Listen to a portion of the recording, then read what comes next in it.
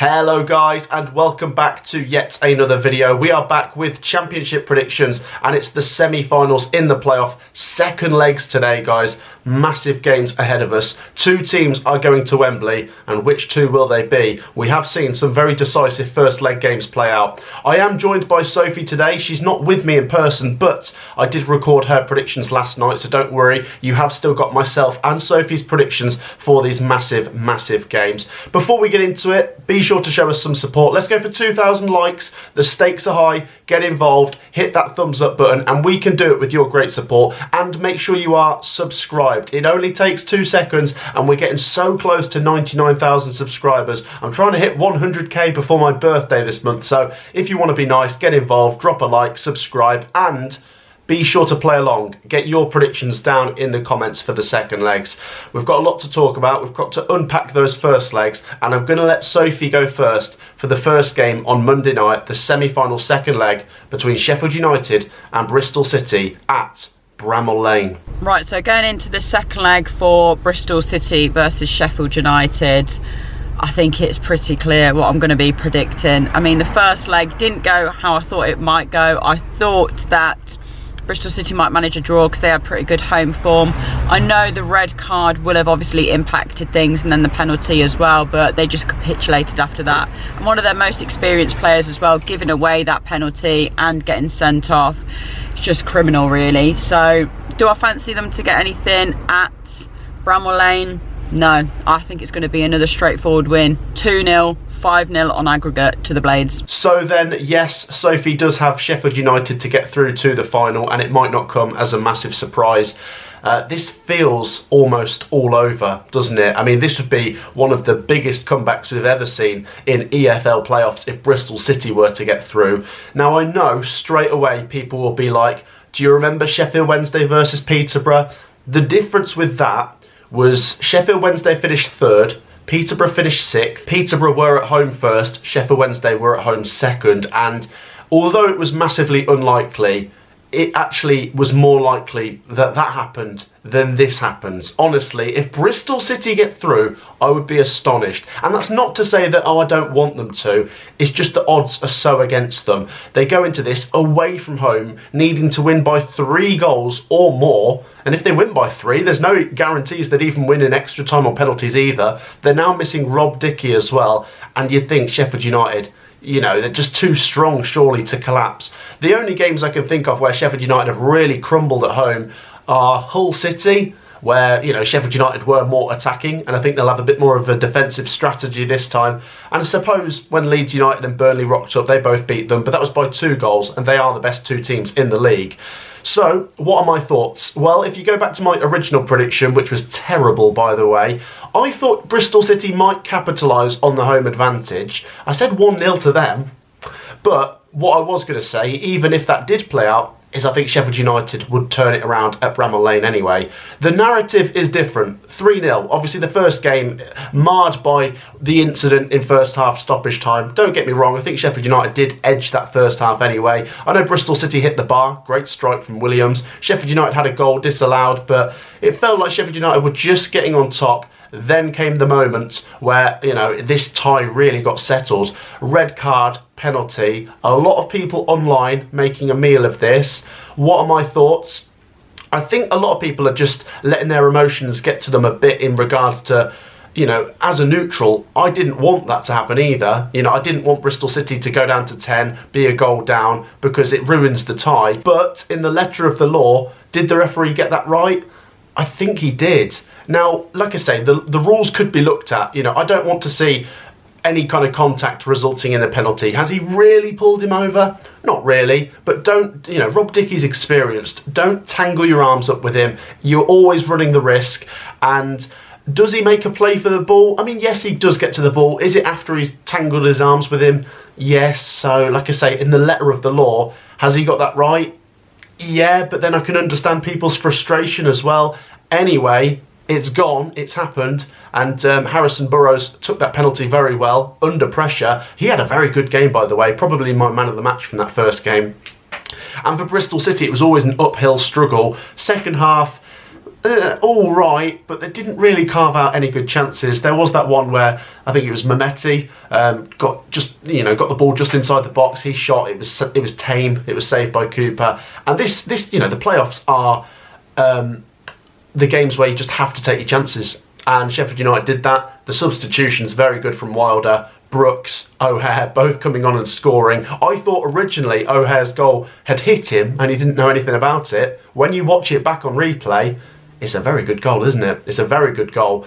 It feels like it's all over. Even if it was 2-0, it'd be very difficult for Bristol City, but now it's 3-0. And Sheffield United, with Chris Wilder, very smart. They will know not to be too open in this second leg, because that's what Bristol City need. They need Sheffield United to leave gaps, and Sheffield United aren't going to do that. Bristol City have got to come here and absolutely go for it. And if they get a goal in the first 10 minutes, who knows? It might open things up a little bit. But I don't know if they will. I just wonder, they're not as good away from home. I know they did well at Bramall Lane a few weeks ago, but I'm going to go 1-0 to Sheffield United, which would be 4-0 on aggregate. I really can't see past Sheffield United, and I think they might win on the night again. I just think that, yes, Bristol City really have to go for it, but Sheffield United are not stupid. They're going to manage this game well. And then I think the game might peter out after a while as well. I think Chris Wilder's going to be clever, bring off his best players, save them for Wembley. He's very tactical. We know that. We saw, how he was getting involved in the bust-up at the end of the game. He knows he doesn't want any of his players missing for the Wembley final. And I think that's where they're going. I do think they get through this. Once again, congratulations to Bristol City for getting this far to the playoffs. Kind of left with egg on their faces that they did a pitch invasion and then they've got battered in the playoffs anyway, but big picture, they have had a really good season. I would be astonished if they get through. Look, it'd be great if they do it. I'm well happy to say I was wrong, but I don't think they're going to do it. Sorry. Sheffield United, you're my pick to go to Wembley. That one might not come as a massive surprise. This one will be interesting. Let's get Sophie's prediction first for the second leg of Sunderland versus Coventry. Okay, we're recording this after Coventry have just lost their first leg to Sunderland. So am I feeling positive that Coventry are going to get anything and possibly progress to the final? Right now, no, I'm not at all. I think Sunderland will probably play out a draw at home. I think they'll hold Coventry to a draw. I think maybe 1-1. They don't need to get the win now at home. Coventry do, so maybe it could be an open game because Coventry have to come at them and attack if we want to get anything from the game. But I think that's going to play into Sunderland's hands. They looked very, very good defensively in the first leg. I've already said their keeper had a very, very solid game. So I think at home, they've got a really good chance of getting it over the line and getting to the final. So I'm saying 1-1 in the second leg, 3-2 on aggregate. They progress for me. So then Sophie does have Sunderland to get through. And I think straight away you've got to say that Sunderland were very good in the first leg. Their game plan was brilliant. Did they deserve to win? I think a draw probably would have been a fair reflection, but I think Sunderland certainly didn't deserve to lose. I thought they were very dangerous on the counter. And as I say, the playoffs, these high-stake games, it's about taking your chances, and that's what they did. And Coventry didn't actually carve out many good chances. I thought defensively Sunderland were very, very good. I thought Patterson in goal had a really good game for Sunderland. He kept things calm. I think Ballard in particular was really good, possibly the man of the match from this one. And as I say, Isidore and Mayenda took their chances very well. And all in all, it was a tactical masterclass from Reggie Lebris. The thing is now, Sunderland they can keep that defensive shape going into the second leg. And that's what Coventry really struggled to deal with. Coventry struggled with lots of possession. We're going to have to try something completely different here. I think this is completely different, by the way, to the Bristol City Sheffield United game. That one feels like it's game over. This one doesn't. Don't get me wrong, Sunderland have got a massive chance. They've got the advantage. They've now got the home advantage as well. But it's 4th versus 5th, and there's only one goal in it. This might be close. And if Coventry score early, then one hell of a game is on our hands. I don't know. I just feel with Coventry that when we are expected to do well, we don't tend to. And now that Sunderland become the favourites to get to Wembley, that might suit Coventry. Don't get me wrong, we need a really good performance. Probably the performance of our season if we're going to get to Wembley, because we're coming here with a disadvantage, and Sunderland's fans are going to be right up for this. And they've shown how good they can be. Like I say, I'm not afraid to put my hands up and say I underestimated Sunderland. But it is half-time. I don't know. We need Hadji Wright to be on it. We do. I don't know what it is with him. I like him, but I don't know, too inconsistent. Van Eyck, I don't want to go on about it. It's a mistake. They happen. But come on, we've got to be so professional here. We can't be casual. Every pass has got to be crisp. One mistake and our season might be over here. I'm struggling with this. I know Coventry have got a good record against Sunderland, but does that matter now? It didn't in the first leg. You know, we didn't win. We lost for the first time against Sunderland at home in about 40 years. I better get to my prediction. I'm going to say, I'm really, really struggling here. I really am. Alright, here's the first thing I'm going to say. I think it'll be close, and it might go to the wire.